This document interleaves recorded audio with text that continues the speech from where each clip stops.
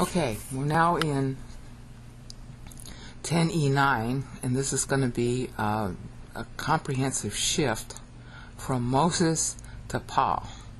We're going to take some really wild turns here. First of all, you're seeing on the screen a problem with our AD BC dates, which we're going to get into a little later on. But I want to show you how Moses is getting to the millennium.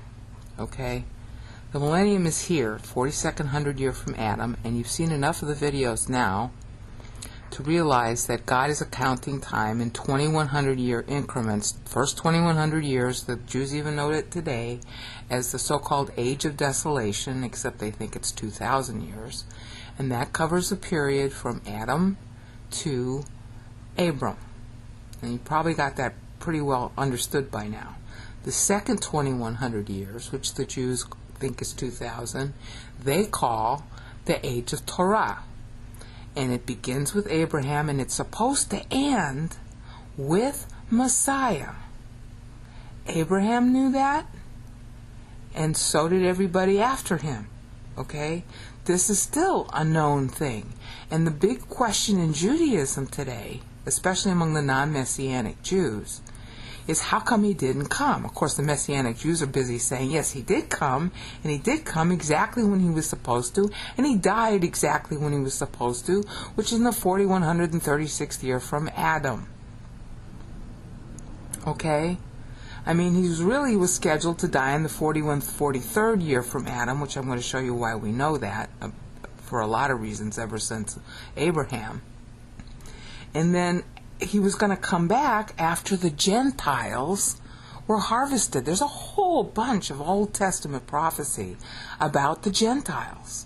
The idea was that the Jews were going to first be developed as a priest nation, and when that happened, Christ would come, they'd vote for him, and then everybody would hate them, okay, for that, because they're supposed to rule for, in the millennium.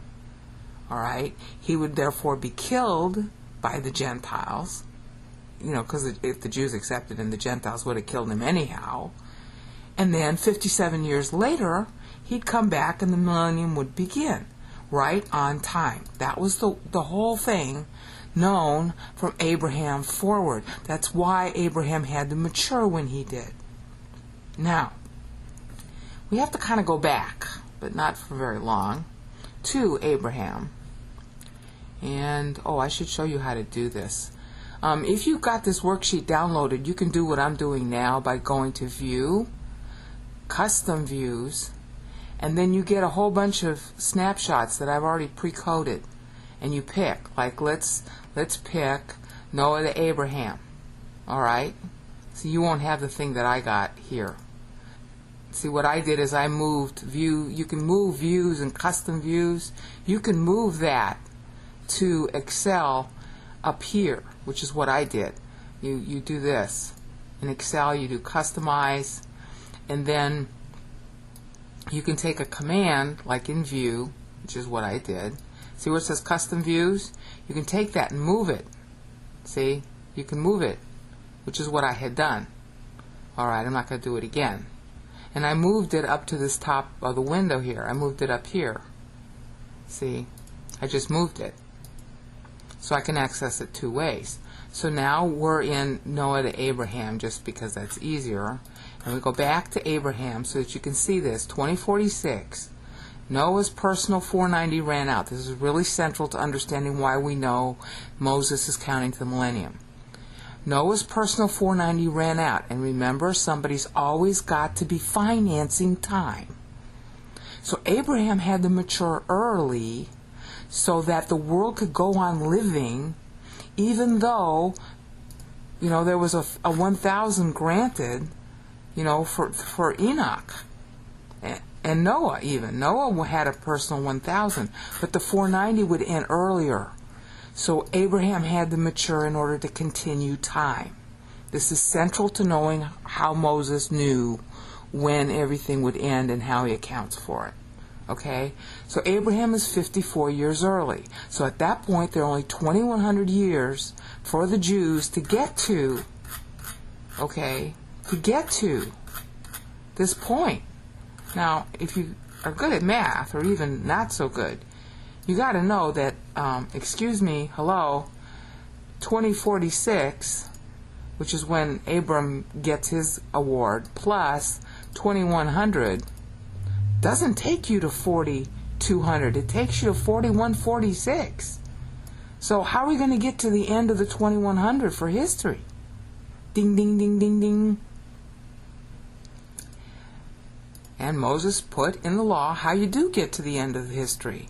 4146, we got 4 years, it's really 3.5, owed the Gentiles because Abraham matured too early. So here's a 50-year period God's going to insert, which just happens to come at the right time, duh, okay, to harvest the Gentiles. This is Gentile time, okay, that's going to bridge, all right, from 4146, well, 4146 to 4150, how are we going to bridge that? But we'll get to that in a second. Pretend there's an answer that you don't know yet. That takes us to 4150, and there's the harvesting period for the Gentiles. Moses coded this in the Mosaic Law in 2 ways. The first way he coded it was in the annual calendar, so Israel would always be reminded of it, called Pentecost. Pentecost is about harvesting. Pentecost is about paying your taxes. Pentecost is about how the 70 years of voting during a 490 that they're going to do buys the 50. And if you look here in cell A2, you can download a document that shows you how that math works. Okay, if you click it, you will get a Word doc that I did called 10 Ways This Timeline Differs. Okay, on page 15 of that document, I go through the math of how the 70 sabbatical years buy the 50 years of harvesting for the Gentiles. Okay, and that's really important to know because Paul's going to be talking about that math in Ephesians 1. I'm totally blown away by that fact. Okay, and Moses, of course, had obviously taught it, or Paul wouldn't know it, to put it into his meter. Okay, so page 15 of the document that you can click on in cell A2 of this Genius.xls worksheet will show you the math of how the 70 sabbatical years by the 50 years for harvesting the Gentiles. And Israel was reminded of that every single year through Pentecost. Pentecost, according to Numbers 28:26, not according to the Jews, because the Jews don't read Numbers 28:26 properly. Pentecost you began your count of the 50 on the back of, at the end of Passover, not at the beginning. Piggybacked on the last day of Passover, because, the new day begins at sundown of the old day. You started the count of what the Jews today call the Omer, the 50 days. Count from then. Well, then that's a total of 57 days from the beginning of Passover to the end. And what's this? 57, 41, 43 to 4200 is 57. Well, 57 is greater than 54, isn't it? Okay, so we're going to more than make up for our friend Abraham being mature back here.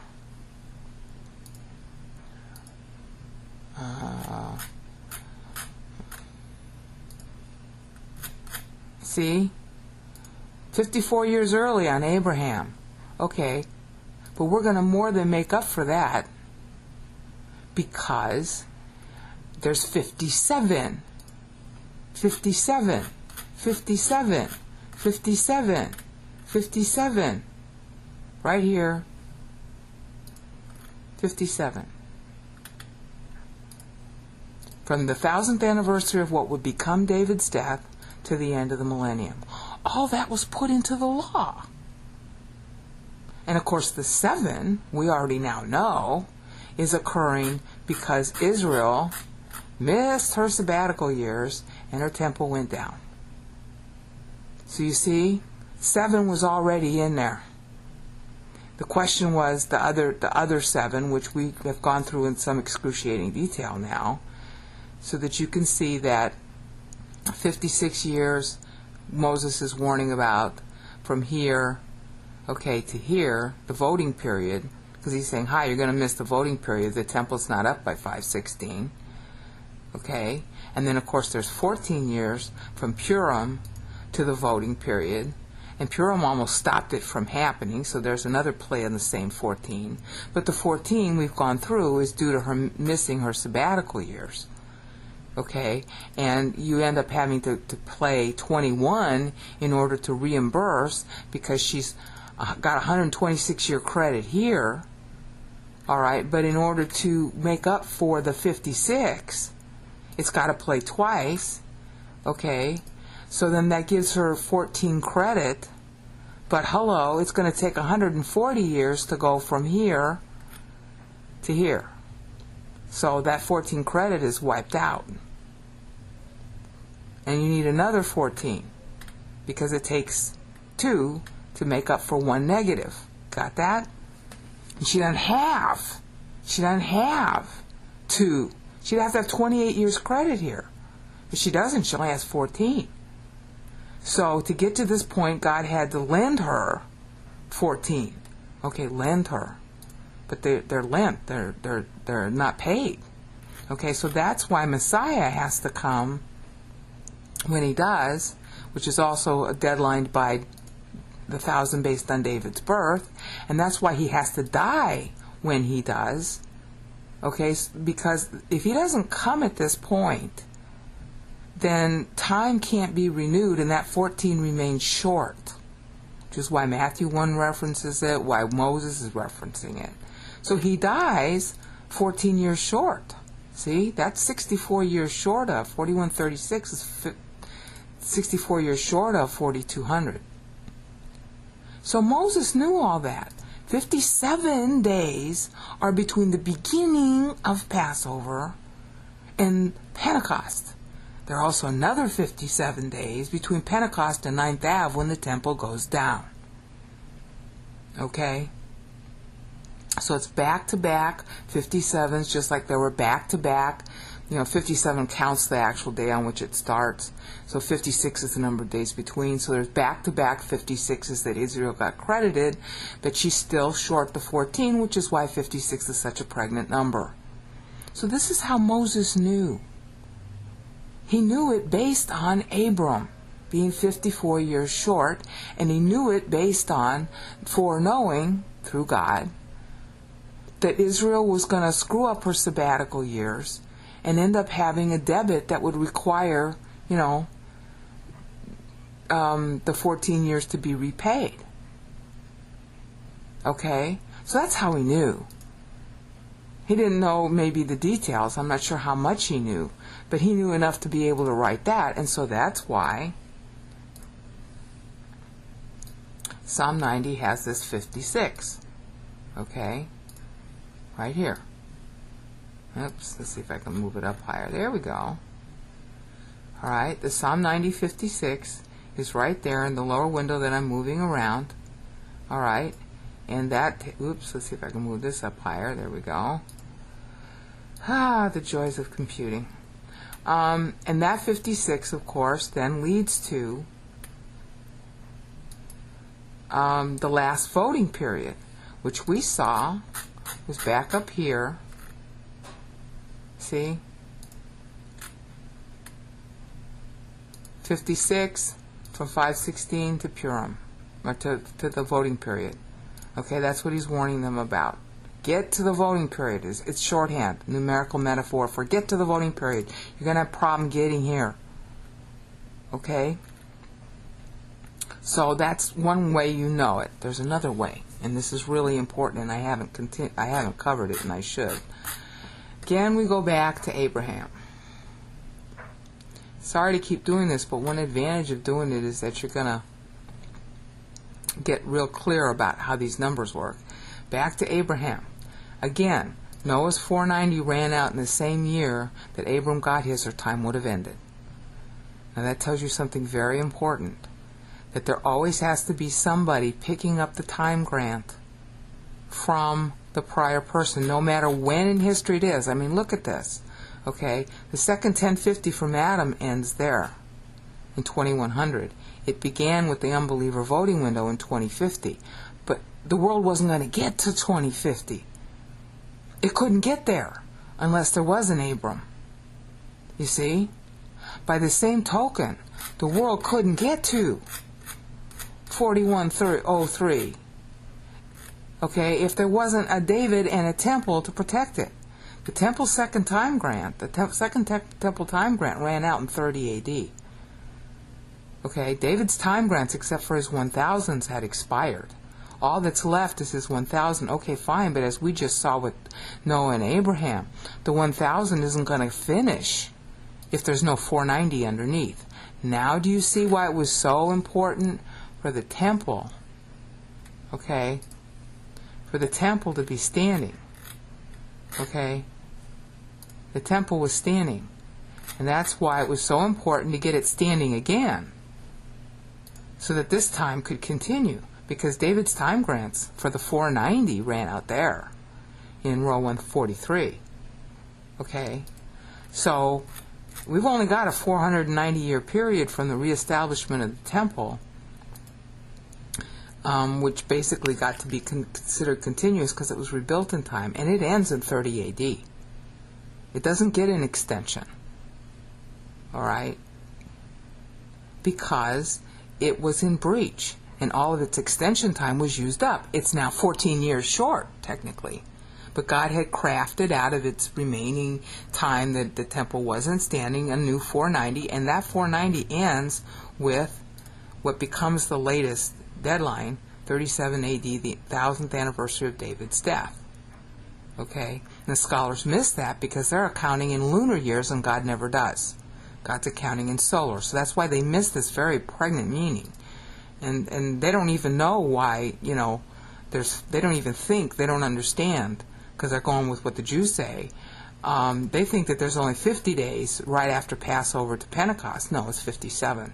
So you see, Satan was really clever. He managed to mask the 7 in both places. So that's why people don't know about this. Okay? If they had been counting in solar years the way the Bible always does, they would know that there's an extra 7 in there, and would wonder why. And actually they do know, and they try to explain it away by using lunar years. Instead of asking, hey, wait a minute, maybe we should go back and check Numbers 28, 26 and realize that the counting of the Omer begins at the end of Passover. But they don't. Okay, but Moses knew. And the first temple time ends in 30 AD. Okay, so just like it was with Abram and Noah, somebody's got to pick up the baton by 30 AD. And this person, our Lord and Savior, was born at the end of David's personal 1000 based on his united kingship when he's king over all Israel. Okay, that's in 2 Samuel 5. All right. He has to be born then, or there's no, the 1000 won't renew. And he better doggone well die mature, or there'd be no time. So Paul, and to a certain extent, just Paul, is accounting based on a new 490 based on Christ's birth. Moses, however, is looking at the 490 that he's got to die by, because Israel could have accepted him. All right? And he's using that in the Mosaic law. This again, is 57 years. So, what would have happened had Israel accepted Christ? First thing, he would have lived at what we call 37 AD, which is really the 43rd year of Adam, whatever you want to call it. Okay? And he would have died then, probably killed by the Gentiles instead of the Jews. At which point, Armageddon would have ensued. I mean, take the whole 7-year tribulation would have started. No, I'm sorry. At that point, the 50 years to harvest the Gentiles would have started. Because it's going to be communicated how he went to heaven, blah, blah, blah. The equivalent to what we are saying now. He's coming back. And then in the year 4193 from Adam, the tribulation would have begun. Christ would have returned in 4200 from Adam, and the millennium would have begun. That's how it was supposed to go. And then everything would have been tied up. Now, the tribulation would have begun originally. This is cell G, what is it, 179. The tribulation would have begun in 4193 from Adam. The first 3.5 years reimbursed the Gentiles. Okay, see, because you got, this is when it would start. 50 years from 4143 is 4193, so the 50 years have elapsed for harvesting the Gentiles. Okay, and then to pay back on Abraham maturing early, there's another really 3.5 years. I rounded off to 54, but it's really 53.5. So that's why Revelation 11 says 3.5, 42 months. And that's why Revelation 12 says a time times and half a time, which is also 42 months. Okay? And that's going to tie to Daniel 12, but we'll get into Daniel a little later. I'm still at Moses. Okay? So the harvesting period would have finished in 4193. The tribulation would have begun. The first 3.5 years would have been paying back the Gentiles for their time. And the last 3.5 years are the times of Jacob's trouble. Okay? So that at the end, the 7 years that was promised in Daniel 9:27, but it's also promised in Isaiah, as we're going to see, intervenes. And then the millennium would have begun. So see, all this was in the Mosaic Law. All this was known since Moses. And that's why Moses uses 56 syllables.